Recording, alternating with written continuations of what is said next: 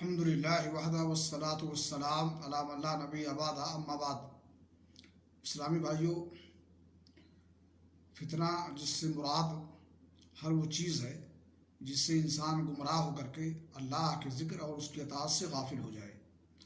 دور حاضر میں فتنوں کا ہجوم ہے اور کثرت ہے جو انسان کی گمراہی اور دین سے بیزاری کا سبب بنتے ہیں۔ ایسے حالات میں انسان کا گوشے تنہائی اختیار کرنا جائز اور درست ہے، البتہ اگر اس کے اندر یہ ہمت ہے کہ ان دجالی فتنوں کا وہ علمی، عملی اور اخلاقی اعتبار سے مقابلہ کرے اور وہ سماج میں اور معاشرے میں رہے تو یہ افضل اور بہتر ہے۔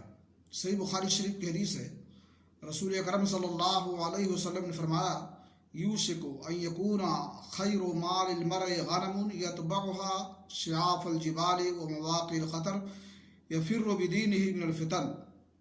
وہ زمانہ قریب ہے کہ انسان کا سب سے بہترین مال بکریاں ہوں جن کو لے کر کے وہ پہاڑوں کی چوٹیوں اور بارش کے مقامات پر جائے اور فتنوں سے فرار اختیار کرتے ہوئے اپنے دین کو بچا لے۔ اللہ رب العالمین سے دعا ہے کہ اللہ تعالی ہمیں ظاہری اور باطنی ہر قسم کے فتنوں سے محفوظ رکھے۔